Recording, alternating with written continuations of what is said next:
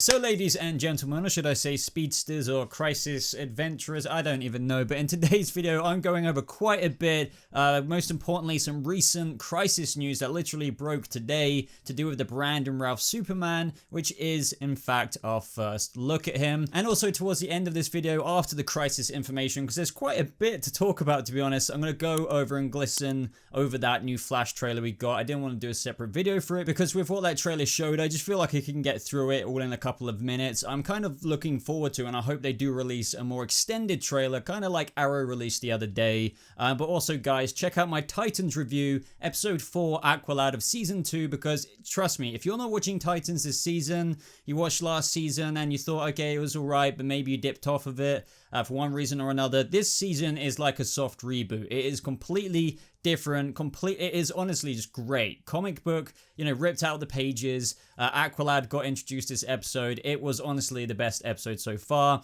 I'll leave that in the cards above, but let's get on with the first crisis news, guys. And you've probably already seen it on screen, or you're seeing it right now. And that is our first look at Brandon Routh as the Kingdom Come Superman. And I have to say, it looks really decent. I mean, it's extremely accurate to the comic book version. I know I've already seen some comments online, people were saying, oh, they really went with the pants, isn't that a bit outdated or something like that? But yet again, I feel like you can't really knock things that are deliberately done. For example, this is a comic book adaptation of the Kingdom Come Superman, so why wouldn't you do the pants?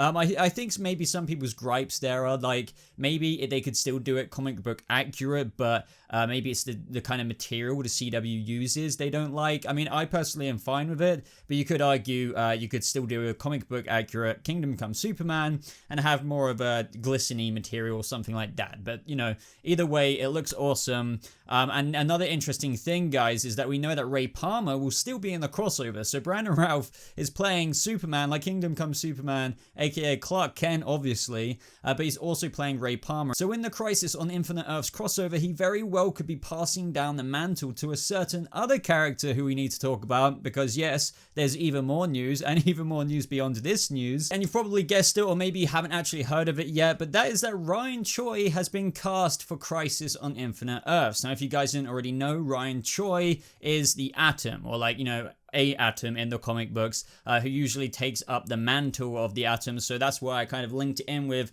as we know, Ray Palmer's leaving Legends. Is something going to go down with him in the Crisis on Infinite Earths crossover? I guess you let me know your ideas down in the comments below. But you may recognize the actor Osric Chow from Supernatural. He's been described as a physics professor at Ivy Town University. Ryan is a normal guy who learns that he has a pivotal role to play in the coming Crisis on Infinite Earths. So as I said, it just really makes me think, man, what if something happens to Ray, whether he goes in the freaking microverse or something like that, and then, you know, this new arc like is picked up for Ryan Choi, and who knows, he may become a recurring role on another show like Legends or maybe The Flash next season. I mean, I don't really know.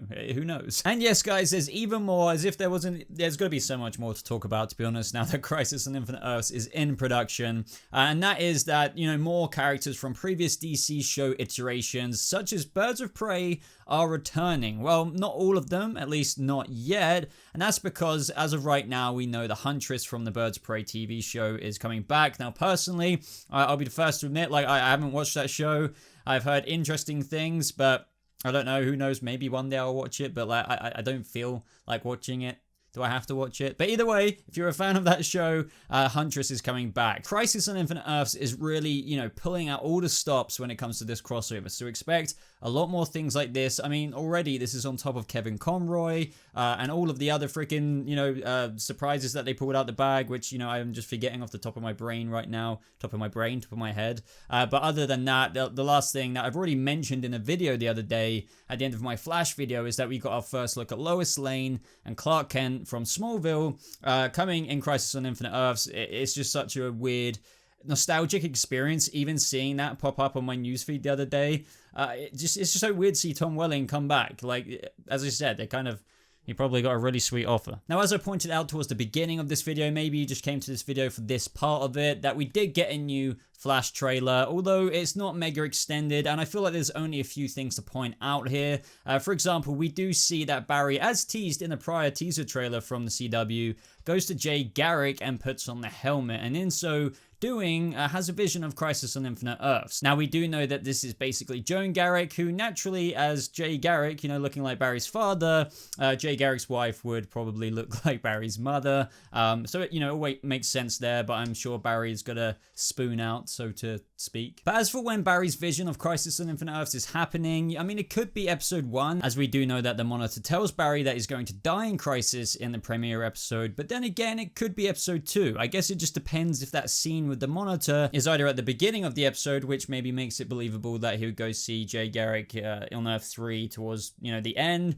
But if, he sees the Monitor in the time vault at the end, then, it's a safe bet that he'll follow up on that Crisis vision in the following episode. Now, of course, since the article says that Barry Allen goes missing in Crisis, we hear Cisco say, "We gotta stop you from vanishing," and Iris saying, what do we do first, essentially? So the team is all geared up to try and save Barry from disappearing, and even though we know that he'll be fine, I mean, Green Arrow will, probably take the hit. I think we all kind of know that one. The team doesn't know that. I mean, nobody in this Arrowverse really knows that, apart from actually Oliver and the Monitor, I guess. And as Barry said, I have to prepare the team for Crisis, so essentially all they care about right now, other than blood work and a few other little small problems on their plate, villains of the week and such, is that they're going to try and prevent this from happening in every episode leading up to Crisis on Infinite Earths. Now, other scenes of note in the trailer is that this scene here kind of reminds me of those future scenes with Nora and her friend in the Godspeed episode last season. I mean, we do know that we're getting Godspeed in episode 1 since the timeline changed due to Nora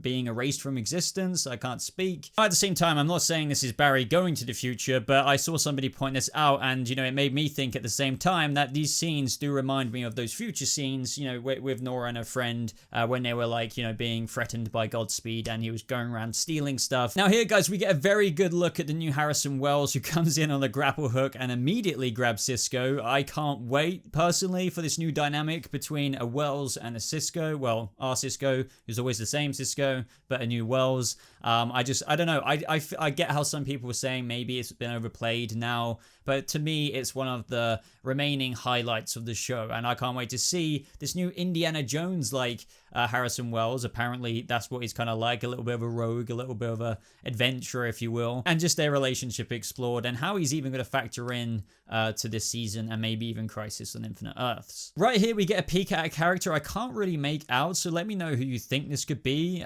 even though it's really hard to tell. We also get to see Chester P. Runk in the trailer doing some kind of live stream with a science experiment of his right next to him, and you can also notice how he has a Central City Sci-Fi Con poster in the background. Now, he is based on the comic book character, and I'm not sure how prominent he will be. However, I wouldn't be surprised if whatever device he's got on the table there causes this reaction you're seeing on screen now from Joe. Now, this scene, when it first came out, made my head kind of turn, just in the terms of why is Caitlin trying to shank Barry. I do wonder if this is linked to that kind of slow flash time-esque moment we see in the trailer where it seems as though Caitlin is in trouble, and it looks like Barry is going to go in to save her. Now, we have been teased that we're going to see a Killer Frost explore her humanity a lot more this season, and more prominently just be in the season itself, because we only get to see Killer Frost from time to time. So I wonder if that accident that we're seeing with Caitlin in slow-mo or whatever is related to Chester Runk's kind of device, and mixed in with the Joe West reaction, just kind of looking up at something,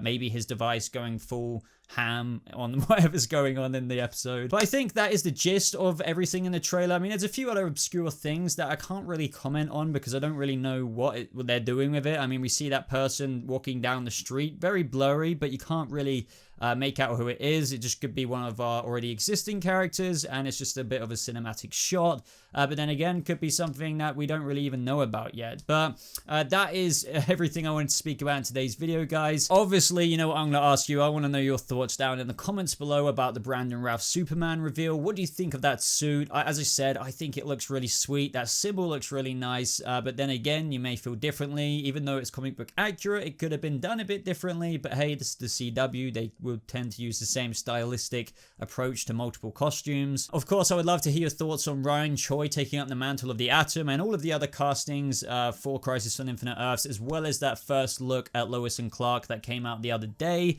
But if you enjoyed this video, guys, leave a like on it, as it really does show support for the channel and just the Arrowverse content. Definitely join my Discord server if you want to talk about all of this with me personally there. I am very active in the server, so all you have to do is come in and say hi, and we can talk about whatever comic book stuff you like. As I said, guys, check out Titans. If you don't, you're honestly missing out. Take that from me. Like, it is good. Watch episode 4 Aqualad. Look it up, just kind of get some teasers about it, and you'll see what I mean. And check out my review if you have seen the episode but you haven't seen the review. And other than that, everyone, thank you so much for watching. I hope you have a lovely rest of your day, and I'll see you speedsters and all the other things in the next video. Goodbye.